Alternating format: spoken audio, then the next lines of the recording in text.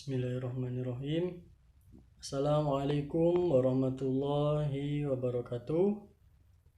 Bagaimana kabarnya anak-anakku sekalian, siswa-siswi kelas 12 SMK Sehat Islam Perjuangan.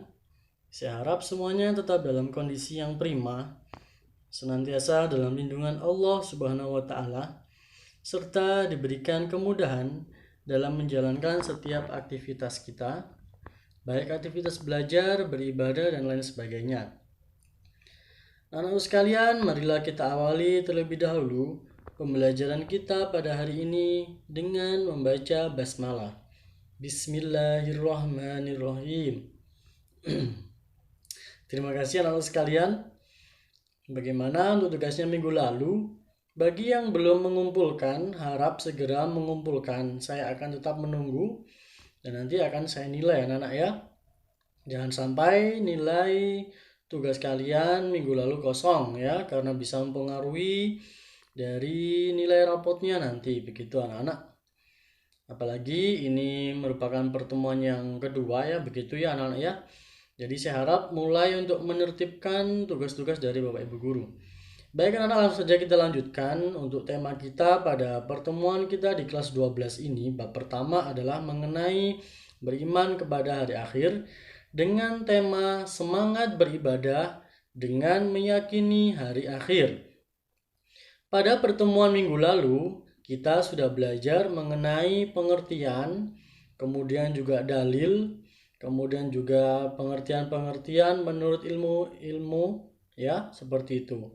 Nah, pada kesempatan kita kali ini kita akan melanjutkan untuk hari akhirnya, untuk tema kita hari akhir, yakni mengenai periode hari akhir. Oke anak-anak, berbicara mengenai periode hari akhir, kita ketahui bahwasanya ketika manusia sudah meninggal dunia, kira-kira kemana manusia itu? Apakah lantas mereka langsung menuju surga atau neraka? Atau bagaimana? Nah, sekarang kita bahas pada hari ini anak-anak ya. Perhatikan dengan seksama. Nah, ini periode hari akhirnya. Oke, bisa diikuti ya anak-anak ya. Nah, periode hari akhir di sini ada Yaumul Ba'ats, kemudian ada Yaumul Hasyr, ya ada buku catatan, kemudian Yaumul Hisab dan Mizan. Kemudian ada Asirat, Yaumul Jaza, kemudian ada balasan amal, di mana amal baik balasannya adalah surga, dan amalan buruk selama di dunia balasannya adalah neraka anak-anak. Langsung saja kita lanjutkan untuk yang pertama, yakni adalah hari kebangkitan atau Yaumul Ba'ats. Yang pertama ya, tahapannya yang pertama. Nah ini anak-anak, setelah manusia meninggal dunia kemana? Nah di sini terjawab insya Allah nanti ya. Sesudah hancur dan musnahnya alam semesta termasuk manusia, terjadilah hari kebangkitan. Ya kan? Hari kebangkitan adalah proses dibangkitkannya seluruh makhluk dari alam kubur. Di sini dijelaskan dalam Al-Qur'an surah Al-Mujadalah surat ke-58 ayat 6. Nah, jadi anak-anak ketika manusia meninggal dunia, kemudian mereka akan pindah ke alam barzah. Nah, di sana mereka menunggu, menanti datangnya hari kiamat. Nah, setelah hari kiamat semuanya sudah dimusnahkan oleh malaikat, oleh Allah Subhanahu wa taala dengan pertanda, diawali dengan malaikat Israfil meniup sangkakala ya, begitu. Itu sudah kita pelajari di kelas 10. Jadi ada 3 jenis tiupan. Yang pertama untuk menghancurkan seluruh makhluk hidup, yang kedua untuk mematikan para malaikat, dan yang ketiga untuk membangkitkan. Seperti itu anak-anak ya. Baik, nanti semua makhluk, semua hamba Allah, semua manusia, semua umat mulai dari umat Nabi Adam hingga umat Nabi Muhammad akan dibangkitkan secara bersama-sama. Nah, bayangkan betapa banyaknya ya anak-anak ya. Nah, di sini dalam Al-Qur'an surah Al-Mujadalah yang artinya pada hari ketika mereka dibangkitkan Allah Subhanahu wa taala semuanya, lalu diberitahukannya kepada mereka apa saja yang mereka telah kerjakan, dan Allah Subhanahu wa taala mengumpulkan semua amal perbuatan mereka padahal mereka sudah melupakannya, Dan Allah Subhanahu wa taala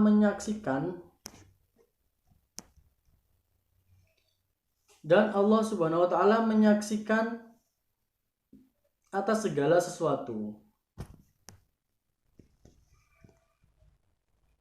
Nah, anak-anak, itu tadi adalah Al-Quran Surah Al-Mujadalah surat ke-58 ayat 6 ya. Jadi nanti manusia akan dibangkitkan dan diingatkan semua amalnya dari kecil mulai sampai meninggal dunia. Meskipun manusia sudah lupa, tapi Allah punya catatan sendiri, catatan amal manusia keseluruhannya. Nah, itu anak-anak ya, jadi nanti dibangkitkan seluruh manusia itu. Kemudian kita lanjutkan untuk tahapan yang kedua adalah Yaumul Hasyr. Nah, apa Yaumul Hasyr itu anak-anak? Yaumul Hasyr adalah hari berkumpulnya. Hari berkumpulnya siapa? Semua makhluk, semua umat, semua umat dari mulai Nabi Adam hingga umat Nabi Muhammad SAW. Ketika mereka dibangkitkan, setelah dibangkitkan tadi kan ya. Nah, kemudian mereka akan dikumpulkan di suatu tempat. Namanya masih ingat tempat apa? Namanya Padang Mahsyar. Itu anak-anak, makanya di sini dinamakan Yaumul Hasyr, hari berkumpulnya seluruh manusia tanpa terkecuali anak-anak ya. Nah, itu Yaumul Hasyr yaitu hari berkumpulnya manusia setelah dibangkitkan dari kuburnya masing-masing. Kemudian semua manusia digiring ke tempat yang luas yaitu Padang Mahsyar. Firman Allah Subhanahu wa taala dalam Al-Qur'an surah Al-Kahfi ayat 47 yang artinya, "Dan ingatlah akan hari yang ketika itu kami perjalankan gunung-gunung dan kamu akan dapat melihat bumi itu datar. Dan kami kumpulkan seluruh manusia dan tidak kami tinggalkan seorang pun dari mereka." Nah, anak-anak, itu adalah keterangan dari Al-Quran surah Al-Kahfi ayat 47. Sudah jelas sekali ya, bahwa nanti akan dibangkitkan secara keseluruhan semua manusia, mulai dari umat Nabi Adam hingga umat Nabi Muhammad SAW. Kita lanjutkan untuk tahapan yang berikutnya adalah buku catatan. Nah, anak-anak, ini adalah tahapan yang ketiga setelah manusia dikumpulkan di Padang Mahsyar. Setelah itu apa yang terjadi? Setiap manusia di alam mahsyar mempunyai buku catatan atau kitab perjalanan hidup ini ya anak-anak ya, yang sudah dicatat oleh malaikat Raqib dan Atid. Nah, di sebelah saya ini ya, sudah saya tuliskan. Kitab catatan ini berisi semua perbuatan dan perkataan manusia sewaktu hidup di dunia. Firman Allah Subhanahu wa taala dalam Al-Qur'an surah Al-Kahfi ayat 49 yang artinya, "Dan diletakkan kitab, lalu akan kamu lihat orang-orang bersalah ketakutan terhadap apa yang ditulis dalamnya. Dan mereka berkata, wahai celakalah kami. Kitab apakah ini yang tidak melupakan yang kecil dan tidak pula yang besar, melainkan ia mencatat semuanya. Mereka memperoleh di hadapan mereka apa-apa yang telah mereka kerjakan, dan Tuhanmu tidak akan menganiaya seseorang pun." Nah, anak-anak, tidak akan terlewat sekecil apapun perbuatan ataupun perkataan kita di dunia ini. Ingat ya anak-anak ya. Nah, oleh karena itu, kita dalam berperilaku, dalam bertutur kata, alangkah baiknya dijaga yang baik. Berkata yang baik-baik saja. Kalau memang tidak bisa berkata yang baik, lebih baik kita diam ya anak-anak ya. Diam adalah emas. Begitu kan anak-anak ya. Oke, itu tahapan yang ketiga. Kita lanjutkan untuk tahapan yang keempat, yakni Yaumul Mizan.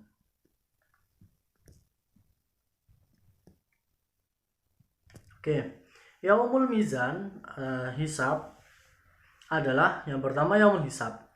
Hari ketika Allah Subhanahu wa taala memperlihatkan semua amalan di akhirat untuk dihisab. Nah, jadi semacam nanti ada layar yang sangat besar begitu ya anak-anak ya.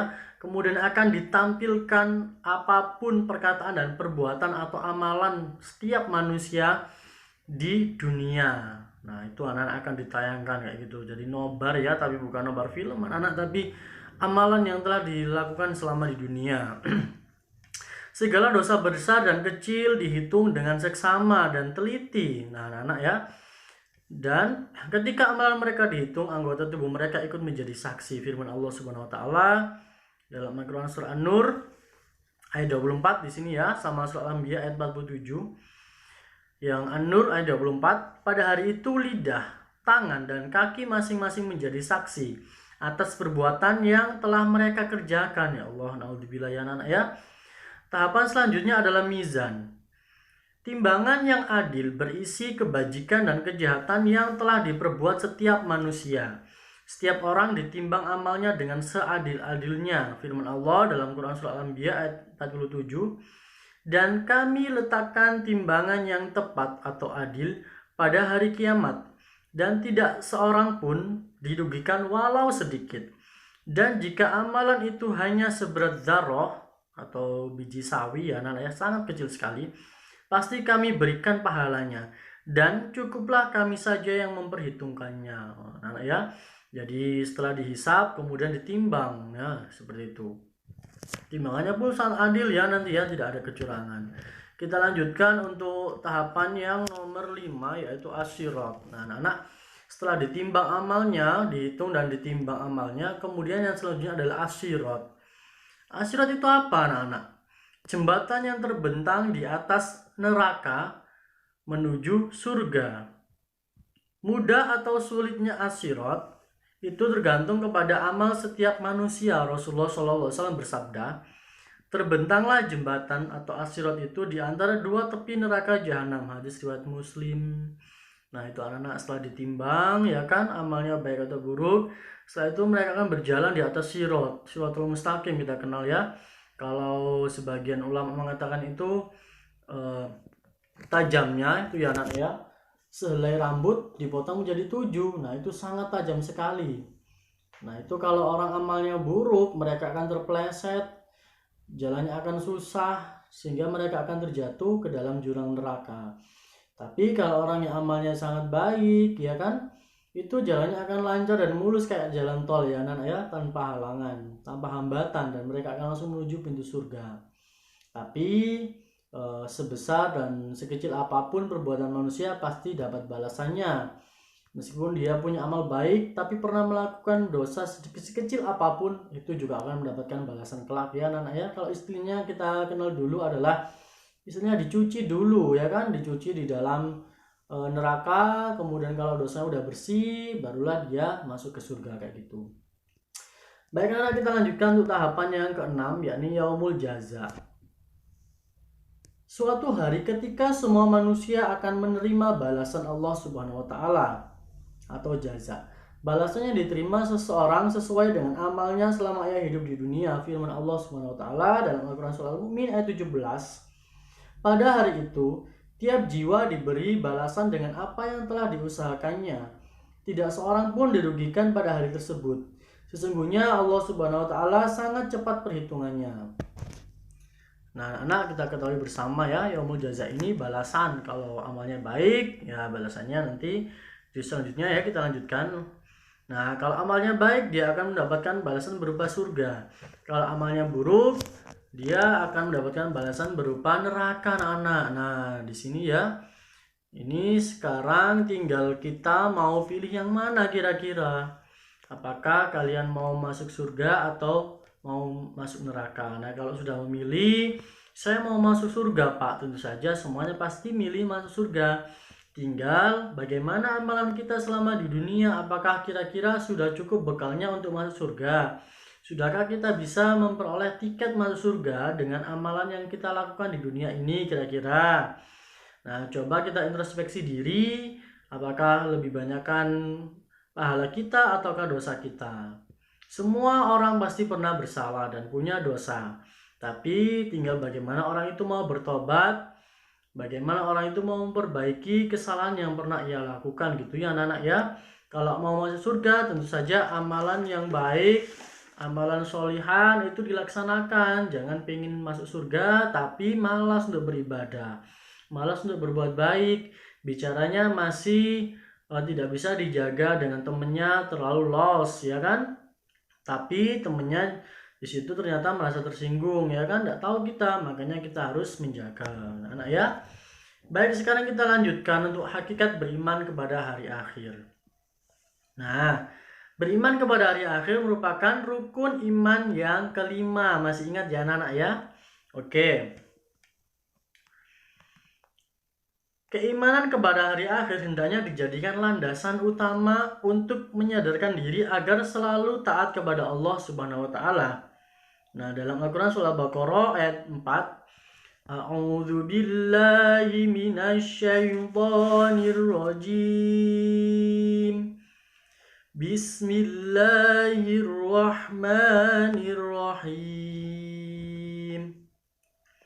والذين يؤمنون بما أنزل إليك وما أنزل من قبلك وبالآخرة هم يوقنون. Sadaqallahul artinya, dan mereka yang beriman kepada Al-Quran yang diturunkan kepadamu Muhammad dan kitab-kitab yang telah diturunkan sebelum engkau, dan mereka yakin akan adanya akhirat. Nah, ayat yang kedua yakni dalam hadis riwayat Muslim. Nah, dalam ayat di atas ditegaskan bahwa meyakini adanya hari akhir merupakan salah satu ciri orang beriman, anak-anak.